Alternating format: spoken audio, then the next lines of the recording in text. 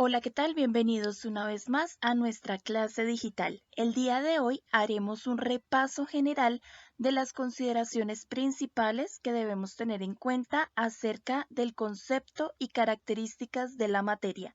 Bienvenidos y comencemos.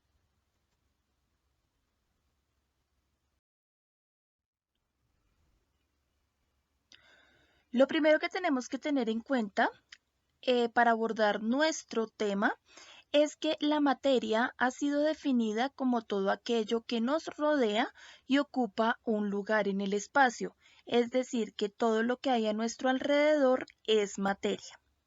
Otra consideración importante es que la materia está conformada a su vez por unas partículas microscópicas conocidas como átomos y que estos átomos a su vez van a estar compuestos por tres partículas aún más pequeñas conocidas como protones, electrones y neutrones. Cada una de estas partículas que integran al átomo tiene unas cargas y una ubicación específica dentro de esta estructura.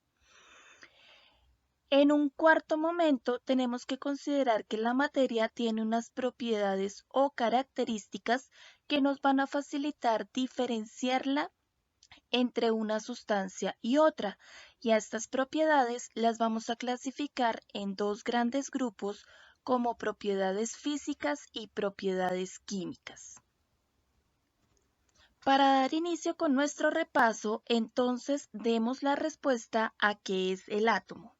El átomo se puede definir bajo estas tres principales características en donde, como lo mencionábamos anteriormente, es una estructura microscópica, es decir, que no la podemos visualizar a simple vista, sino que necesitamos de un instrumento de ampliación, como lo es el microscopio, para poder verla. Como segunda característica para responder qué es el átomo, entonces, además de partículas de pequeño tamaño, son aquellas estructuras que van a conformar toda la materia, es decir, todo aquello que nos rodea. Y una tercera característica es que el átomo hoy en día conocemos que es divisible, es decir, que tiene la propiedad de dividirse, porque como lo decíamos anteriormente, si analizamos el átomo, podemos encontrar tres partículas aún más pequeñas que lo forman, que son los protones, los electrones y los neutrones. Sin embargo, en este tercer punto o tercer característica del átomo, es importante que recordemos algo de la historia de esta estructura. Y es que antiguamente se creía que esta estructura era indivisible, es decir, que no se podía dividir, porque se creía que era la estructura más pequeña que conformaba la materia. Sin embargo, con el paso del tiempo y al poder hacer avances microscópicos, es decir, en la creación de microscopios cada vez más avanzados, se pudo descubrir que dentro del átomo se encontraban tres partículas aún más pequeñitas que el mismo átomo. Y por eso es que actualmente podemos saber que el átomo ya no es indivisible, sino que por el contrario es divisible, es decir, que se puede dividir porque a su vez está conformado por tres partículas más pequeñas conocidas como protón, electrón y neutrón.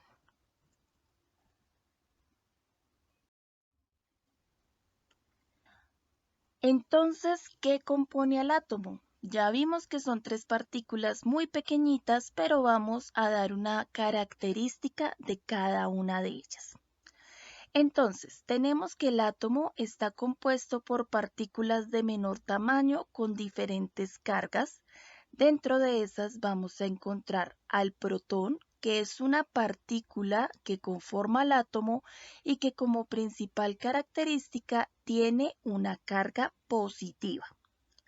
Nuestra segunda partícula será el electrón, que también es una partícula de menor tamaño que conforma el átomo, pero a diferencia del protón, su carga es negativa.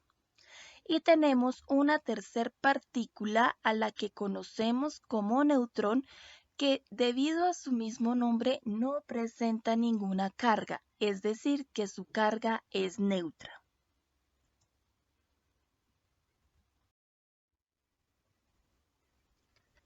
A pesar de que el átomo es una estructura muy pequeña, tenemos que saber que tiene dos regiones o dos zonas principales.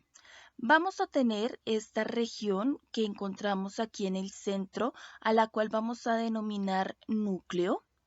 Y vamos a tener una región externa que forma unos pequeños aros, como lo vemos aquí en la imagen, a la que llamamos orbitales. Identificar este tipo de regiones o zonas en el átomo es de gran importancia debido a que cada región va a tener una partícula atómica diferente.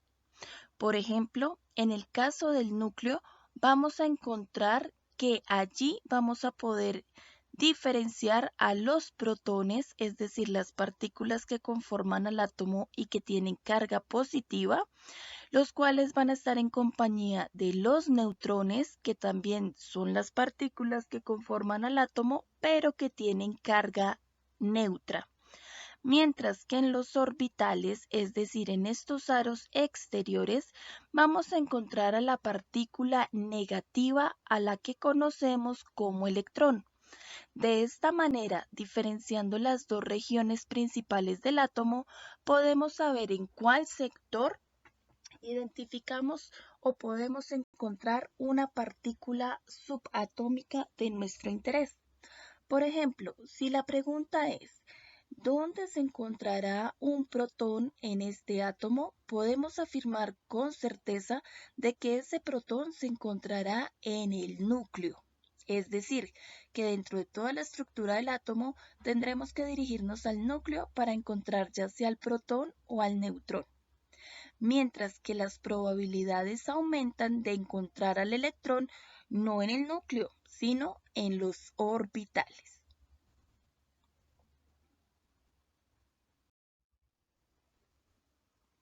Teniendo en cuenta las características principales del átomo en cuanto a su definición como una partícula de pequeño tamaño microscópica que conforma la materia y que es divisible, es decir, que se puede dividir porque está conformada a su vez por partículas aún más pequeñas, conocidas como protón con carga positiva, neutrón con carga neutra y electrón con carga negativa.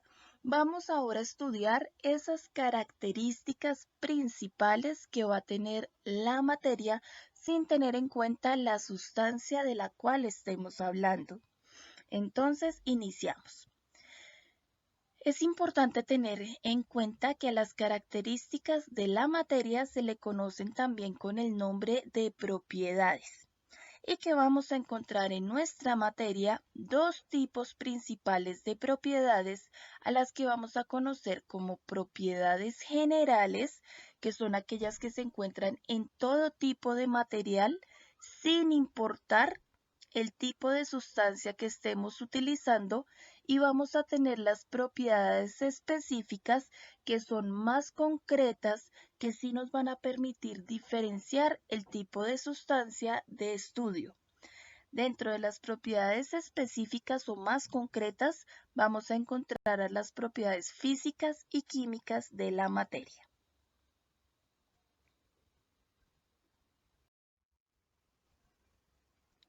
Para ser un poco más organizados en nuestro repaso, entonces vamos a hablar de qué son las propiedades generales de la materia.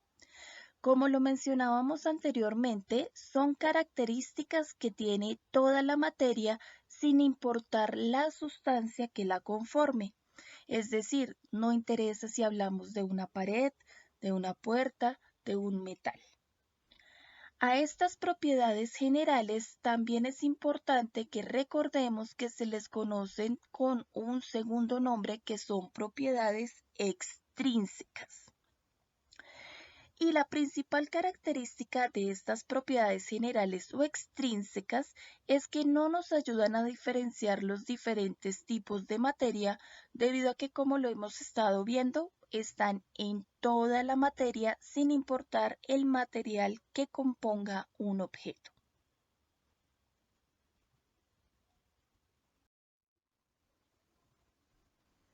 Una vez conociendo acerca del concepto de las propiedades físicas, es importante que descubramos cuáles son aquellas variables que van a integrar el grupo de las propiedades físicas.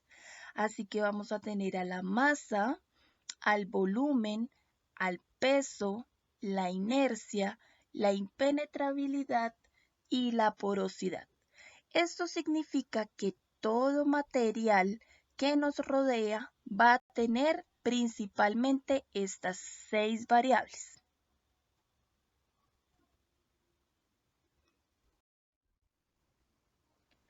Vamos a estudiar, por tanto, cada una de las variables que integran a las propiedades generales, también conocidas como propiedades extrínsecas de la materia. Así que vamos a dar inicio con la masa. La masa es la cantidad de materia que tiene un cuerpo y además la masa se puede medir, es decir, que es cuantitativa porque la puedo contar.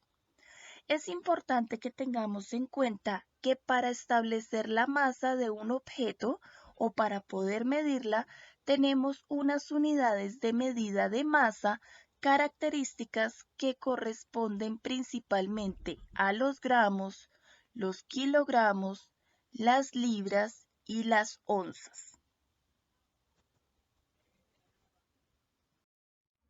Nuestra segunda propiedad extrínseca o general es el volumen, y el volumen se define como el espacio que ocupa un cuerpo. Tenemos unas unidades principales de medida que nos permiten medir el volumen, a las cuales tendremos los centímetros cúbicos, los metros cúbicos, los litros y los mililitros principalmente. Por otra parte, vamos a tener como tercera propiedad general el peso, el cual es el resultado de la fuerza de atracción o gravedad que ejerce la Tierra sobre los cuerpos.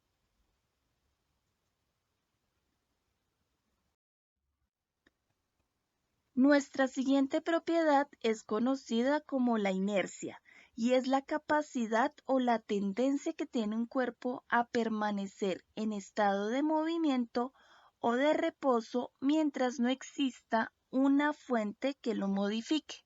En esta imagen podemos ver que se desliza en un movimiento por inercia de forma constante el payasito sobre la patineta.